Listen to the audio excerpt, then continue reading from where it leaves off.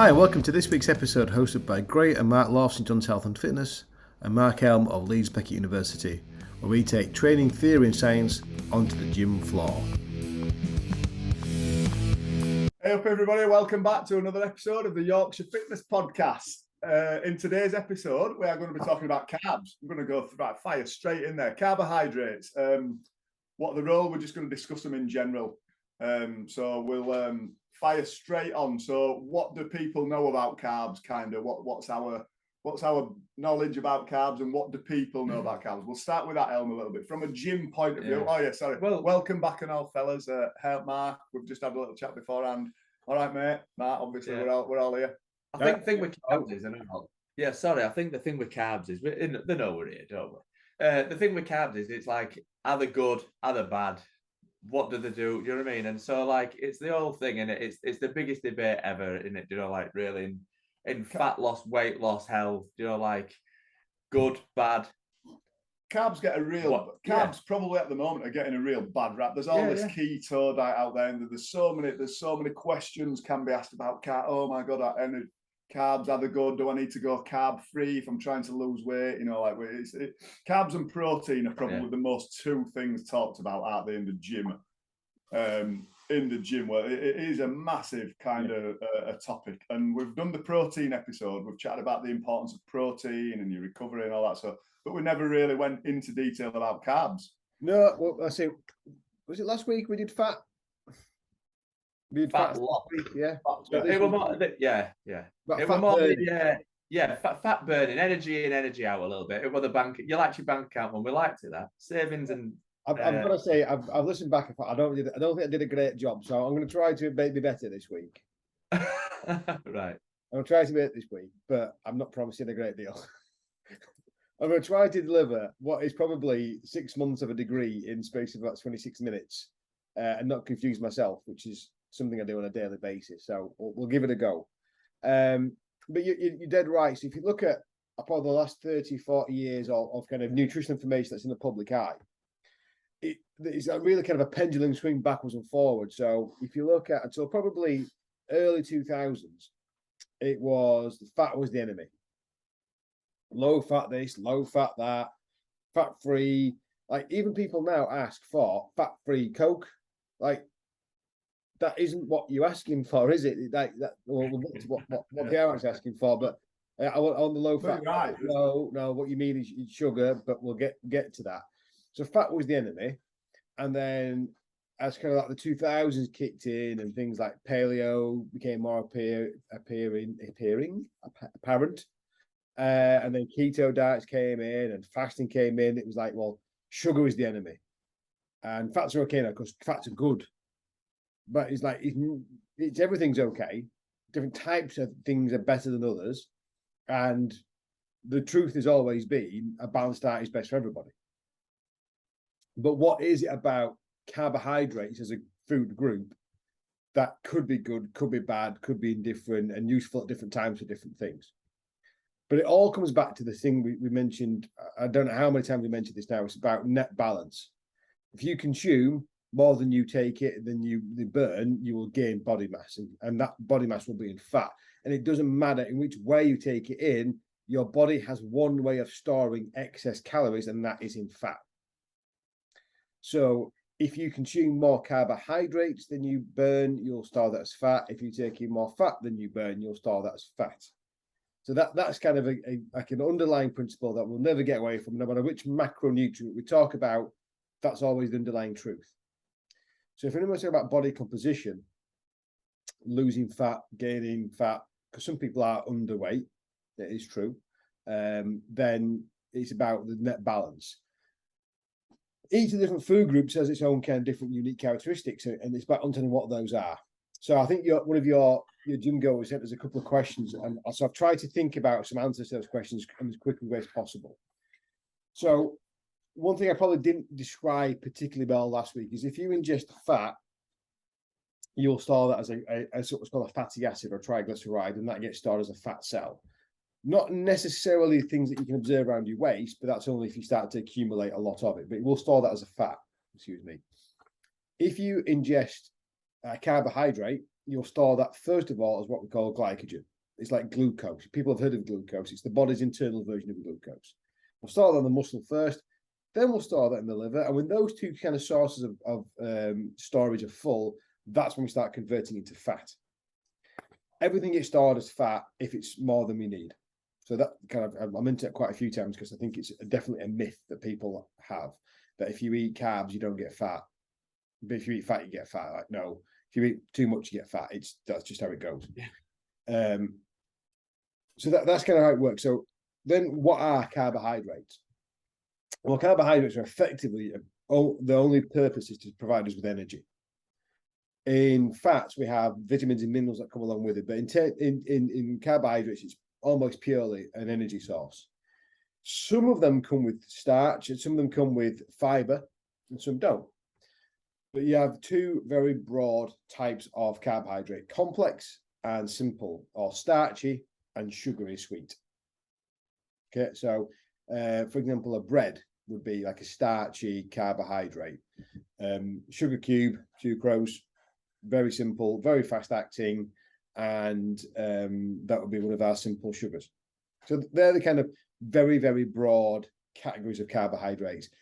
I don't want to go overboard on that, because if you can you can Google complex and simple carbs and you'll get any list of foods that are one or the other. And you can get a list of NHS website, Diabetes UK, you name it. There's a website listing what are complex carbs, what are simple carbs. The next bit that I think is important for people to understand, because this is how it interacts with our physiology, is what's called glycemic index. So anybody that's lived around diabetes or knows someone with diabetes will start to be aware of this, and how our food that you ingest impacts our blood sugar. So if I was to take in let's have a look, a kind of a vegetable is predominantly carbohydrates and fiber. That might be a complex carbohydrate. That takes me a long time to break down, and therefore it has a very slow drip feeding effect on what happens to my blood sugar. The carbohydrates get turned into glucose. That glucose goes into the blood, but it takes a while for the body to break it down, and it slowly drips into the blood over a period of time. A simple carbohydrate happens much more quickly. So instead of having this drip feeding effect, you have a flood of glucose into the body. So glycemic index is basically a way we can measure how rapidly a food affects our blood sugar levels. We have low glycemic index foods and high glycemic index foods. So sugar, like sucrose lump of sugar, is basically a score of 100. And you then a low glycemic index score, but anything lower than 55, you're into things like I don't know, like porridge oats and things like that, really slow releasing complex things that the body finds it quite hard to digest. Going to score of 0 to 100, how complex am I getting now? Am I kind of start? Yeah, no, that's all right. No, you're all right. Yeah, no, simple. If we keep it simple, like I said, describing probably the foods. I think I once saw a good description of from a glycemic index wise. I saw like 0 to 100, and I just thought, and it was a slice of white bread is halfway, it's 50. Anything that's more like the carbs, like you sort of more processed than that and more sugary, the lower down the number, the more refined, the more natural and whole the carbs, the higher up is. That's kind of about right. And it's like your potato, your actual real food, with fruit, skins. Your vegetables with skins, your potatoes. It comes straight out at grand. So, if you come straight out at factory, it's complex, it's simple. So you find there, mate. I think so. The higher up the glycemic index, it's under the glycemic. It sounds quite complicated, I think, the glycemic index, and it's not, is it? It's actually really simple once you understand it. I think the main thing for people to understand is, are they good then? What do they do to us?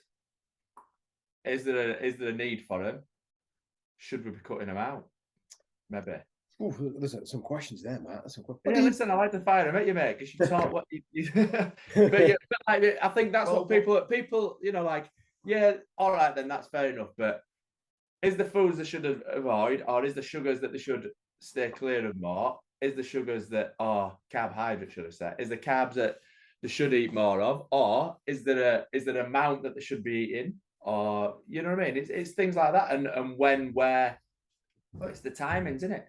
let's just discuss the role a little bit. It probably all comes down to what you're doing, what your activity levels, doesn't it? You know, like how if you are a runner and you're running 100 mile a week and you're running every day and you need to fuel your runs, you kind of need more carbs in your diet than somebody who sits in an office all day long. Absolutely. So it makes it goes, what do we use carbohydrates for and do we need them? The answer is lots of things and yes. I can't get much more simple than that. So no, that's very good one. Good answer. Well, the first thing we use it for is the primary source of fuel for the brain. So the next source of fuel for the brain will be ketones. And I don't know enough about that process to really talk about that. So that's kind of one way, like ketosis and some of the effects of that would kick in. But primarily, if you don't have enough carbohydrates, you would see a cognitive, a brain kind of fog. You're just not thinking particularly well because that's the primary source of fuel for the brain. So that would be in anybody's world. That's really important. Yeah.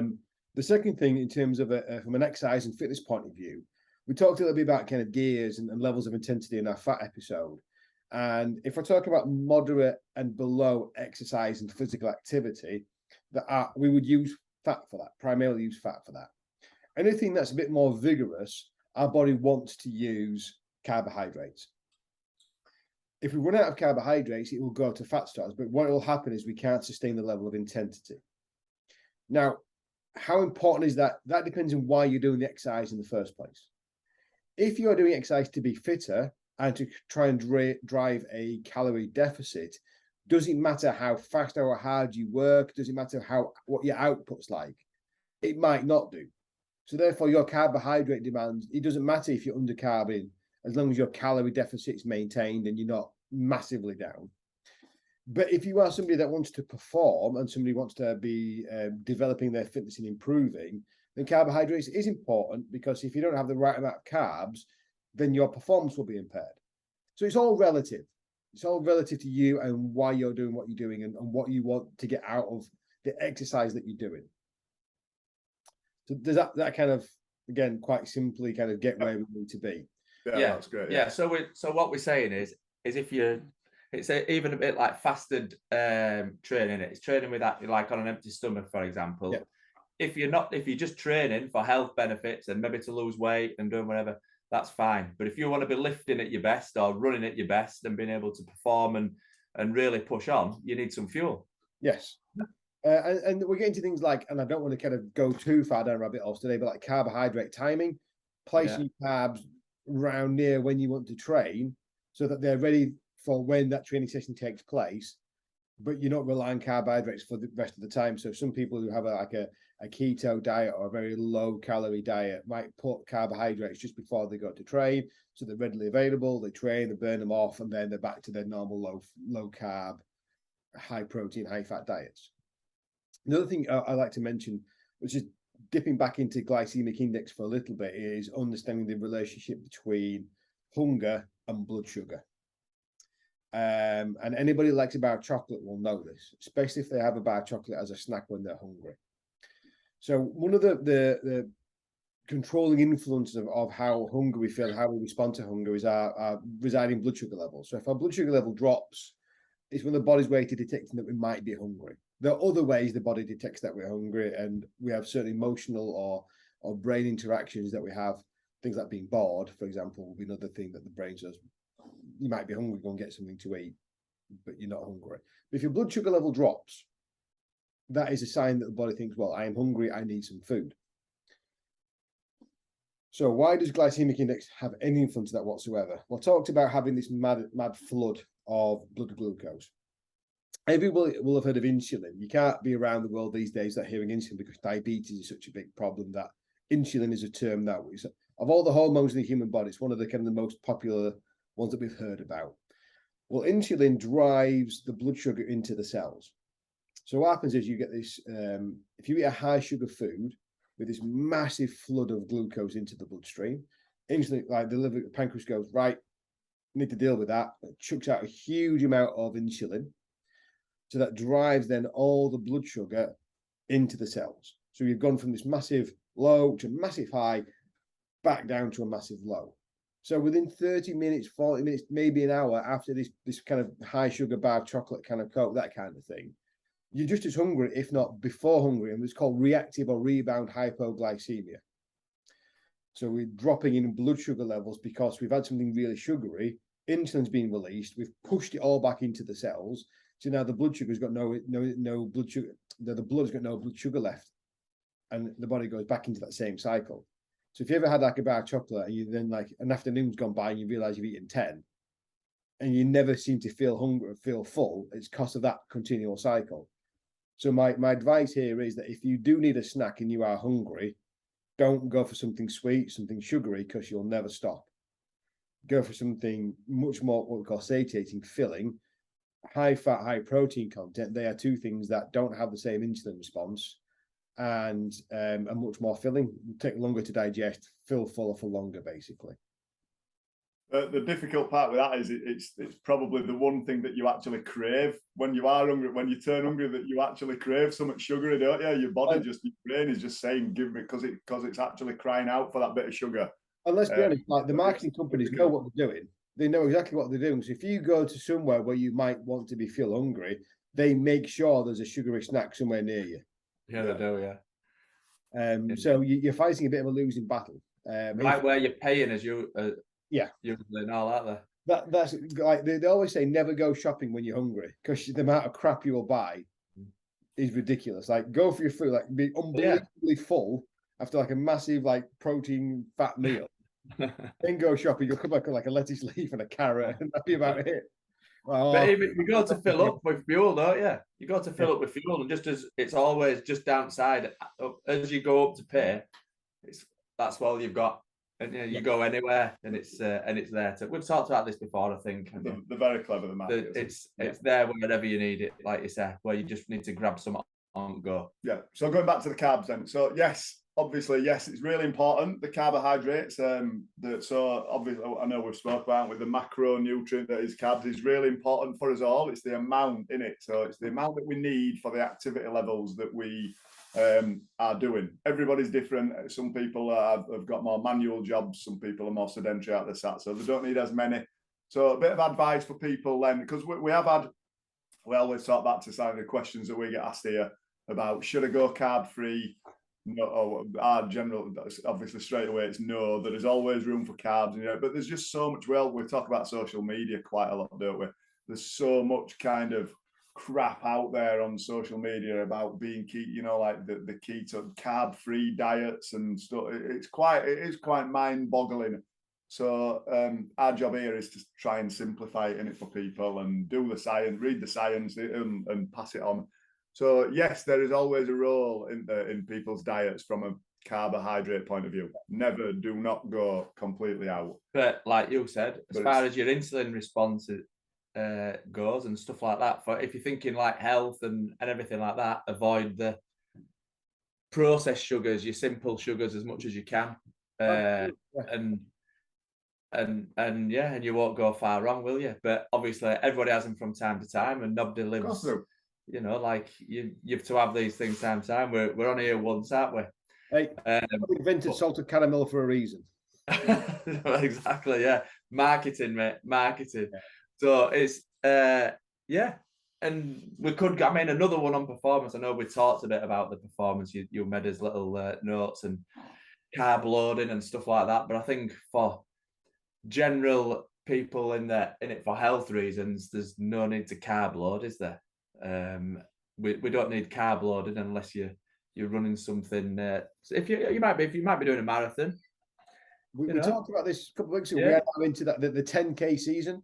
10Ks and halves and full marathons are coming around, and not everybody in the world is a weight loss client, and there are lots of people that do want to perform at the weekend. So it is a case of it's the right tool for the right job at the right time, and for some people carbs are the enemy. So I know that I'm a high insulin responder. I just know I am, because I crave it all the fucking time.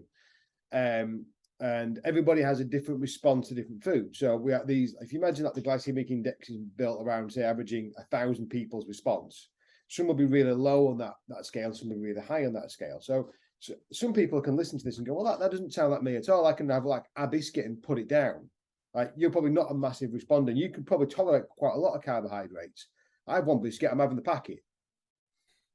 I just that is how it works. I know what I'm like, so I just try not to have any. Yeah, it's easier that way, isn't it? Yeah, I like that most of the time, but I try. Yeah. But in terms of the performance side of things, and definitely, yeah. So there are strategies like carb backloading and carb loading. I think the thing I'd like to think about first is in exercise carbohydrates. So do you need to have carbohydrates while you are exercising effectively? So I know my missus will go and do a 10K runs and have a gel, and that works really well. So why is it okay to do some exercise and have things like gels? And why is it not okay to do exercise in some else, not okay to take carbohydrates from exercises? Well, the general rule of thumb, if your exercise takes less than 45 minutes, you've got plenty of carbohydrate stores to get you through that 45 minutes. You don't need more. So if you are ingesting carbohydrates, you're taking like a sports drink or gel or something like that, or Haribo's or whatever other brands are available. We are open to sponsorship. Nice hint. If you exercise for less than 45 minutes and you start taking carbohydrates, you're probably already eating into the calorie deficit you're trying to create. And it probably won't make any difference in your performance. But if you are going for an hour and beyond, you are potentially going to benefit from some kind of carbohydrate ingestion. Now, how much is down to tolerance? Like some people can't, like the thought of eating or drinking while they're exercising is just like my stomach couldn't tolerate that. Some people, like if I don't have a gel or something, if I'm going for an hour's run, I just like, I know I'm going to tank. And it also depends on how well trained your muscles are to store glycogen. That is something that you can develop through exercise and training. So that's probably one thing that you see people like plowing into Lucozade Sport, or again, other brands are available. We are open for sponsorship. Yeah, but they're going for like a 5K for like 35 minutes and going, I don't really think you need that. You probably save yourself a bit of money. Take a bottle of water, but you probably don't need that drink. But if you're going to go for like a 2-hour half marathon, yes, you probably could do something like that. And again, does your performance matter? Why are you doing that long exercise run? Is it for increase your performance, increase your endurance, or is it just simply to improve your health and create some kind of calorie deficit? So if you're trying to create a calorie deficit, it doesn't kind of match your goals to then take carbohydrates with you, right? Drive into that, empty your muscle glycogen, and then use your fat stores, correct the deficit somehow. You will, however, need to have some carbohydrate in the recovery because we can't turn fat into carbohydrate. We can turn into ATP and we can spend ATP to create movement, but the muscle and the liver will be depleted of glycogen, and therefore we need to put some carbs back in. So you can have it in your recovery, no problem at all. But again, how quickly do you need to do that? Could you can probably do that through your natural daily diet. Like chucking down sports drinks immediately after your exercise is not the solution that you need. Just have your normal daily meals with some carbohydrate in it. Your body will start to push that back where it needs to be. Yeah. Go on, Greg. From a runner's point of view, who doesn't fully know the difference between carbs and protein, or what your best sources of carbs are, give us a couple of foods then, Helen. What would you recommend to Hayley, let's say, when she gets back to eat after she's been for a 10K run?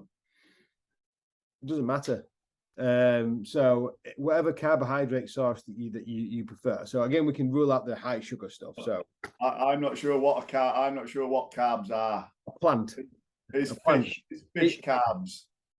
If it's an animal, no. If it's a plant, yes. There you go. Plant. So a sandwich. Fruit. She could have some pasta. Yeah. She could have some fruit. She could have some anything. She could have the ball. If she really likes tuna pasta, she could have a turkey sandwich. Milkshakes are quite good, aren't they? After you've been for a run, if you've just been for a run, a quick way of getting some carbs back into your system. Milkshakes are quite good. A Yazoo. Again, I'm not name dropping. I'll use yours there, but I do like Yazoo though. Yeah, Yazoos are really good. So Yazoos are sitting that kind of weird thing. So it's neither a plant nor an animal. It comes from an animal. So that dairy, it's got lots of different types of sugar, so we absorb them quite well, and it has got that source of protein. So one of the things that we talked about mentioning things like a food matrix. So you might take a high sugar, like some of the sugars in milk would be quite fast respondent, but because it's in the matrix of what milk is, that the kind of the proteins in there and the fats in there as well, we don't have quite the same glycemic response. So it doesn't have the kind of sugar highs that we would do if it had just the sugars in it on its own. So the matrix of milk, which sounds really cool, but yeah, it does. Matrix. Matrix milk. That could be a new brand. All going to slow motion. We could make our own brand. Yeah. To be Neo, drink Matrix milk. Yeah. So post exercise. So all right, let's just stay on the Hayley running. I know she's doing 10K, ain't she, on Sunday? Yep. For a PB, she's doing well with the running. What is Hayley going to be eating this week leading up to the 10K? Well, she's going to listen to this, so I best be careful about what I say. Right. I'm going to say lasagna. Do you like lasagna, mate? I don't, but Ellie does. All right, okay. Yeah. Probably quite a bit of I'm going to say I'm going to stick to my first answer and say lasagna. Just lasagna. So Hayley needs to, let's just say, she needs to ensure that she is not depleted in carbs. She does not want to be on a carb low diet leading up to especially when she's going for a good time. She's really trying. She's trained hard for it. She needs to know that she's fully topped up, doesn't she? Absolutely, yeah. But it's also quite a difficult balance to get, because you don't want to overdo it. You don't want to be you want to be almost calorie neutral with a slight excess, because you don't want to be basically chucking on body fat, building into a race. So the strategy of carb loading is basically what I think came in the 1960s, but it's kind of kept going ever since. It's like maybe like a week out from your event, you have 3 days where you basically have very little carbohydrate. You deplete your muscle glycogen stores, your liver glycogen stores, and then for the 4 days leading up to your event, you'd have more than you would do normally. And because your muscle is so hungry for this carbohydrate, you would store more than you would do normally. So that will then provide you that extra stimulus to go and race it a bit harder. But that's kind of an event-specific strategy. You wouldn't necessarily do it on a weekly basis, because you'd have like 3 days of really shit training and then 4 days of quite good training, and you don't really want that on a week-to-week basis. But it's not a bad idea leading up to a race. Yeah, how many people are racing? That's the thing as well. It's things like carbohydrates. So things like breads, pastas, fruits, vegetables. All that kind of stuff. Cereals. They're all you kind of starchy. So again, you still want to avoid the sugary stuff, because you're going to drive up your hunger. And then your hunger is going to make you overeat, and then you don't want to be overweight on the day of the race. So that it is a fine balance, and you kind of have to know yourself and know your food tolerances as well. We've got, I think, one more minute left, guys. If we've got one last thing we can finish with. I just think you've hit the nail on the head there. Keep it balanced. As long as your nutrition, as long as your diet is really well balanced throughout, you don't need to go over the top with loading or whatever. You should. Your body, like I say, your body's really clever at storing enough carbs that it needs to kind of go out and do a 10K run, doesn't it? Yeah. I think just to sign off then really quickly, I think we just need to simplify. Again, we always say, don't we? In a nutshell, like 2 or 3 real pointers about carbs. What are they for people? What are the best source of carbs? The carbs that are higher in fiber, probably the slower releasing carbs. Yeah. Yes, you do need carbs in your body. Primary energy for your brain. So not a lot of people will know that. So your brain needs carbs or glycogen to function. What else? Simple facts about carbs. I would have just still said your calories matter more, don't they? The energy you take in matter more than whether it's carbs or whether it's fats. Yeah. Or whether it's anything else. People are worried because a lot of people worry now that as soon as they eat carbs, they're going to put weight on. So that is a concern. So it's not about that. It's about the overall calorie. Yeah. If I leave people like a rule of thumb, and this applies to all foods, not just carbohydrates, but basically, does it provide you 2 benefits? So carbs, one is, does it provide you with the fuel that you want? But does it give you something else as well? So if I asked to eat some fruit, you would get polyphenols, You get lots of vitamins, lots of minerals. You get the fibre, so you're going to get more than just the carbohydrate fuel that you want. The same would happen if you went a vegetable. But if you went out there and a can of Coke, you're only going to get the calories. So if it's come out of the ground or made naturally, that's probably going to be good, and you're going to get lots of other things from it. If it's come out of a factory in a can, probably not so much. Right. Nutrient dense. Yeah, calorie dense, nutrient lacking. Yeah. And other way around. Other way and vice versa. Yeah. Very good. You know what we need. That was down to Rach. So thanks for that, Rach. Just to remind us last week about just kind of summarising it at the end of the podcast, just throw in there, just so that at the end everybody just goes, yeah, that's it, I remember. Yeah, and for anybody that doesn't know, I'll put them in the show notes as well, in case I confuse myself. Right. Awesome. Bang on. Nice one. Cheers, everybody. Cheers. See you later, mate. Thank you for listening to today's episode. If you liked the episode, we'd like you to share with us that on YouTube, Instagram and Twitter. You can listen again on Spotify and Apple Podcasts. Please leave us a rating and a review, and any comments would be more than appreciated. And hopefully you'll tune back next time for our next episode.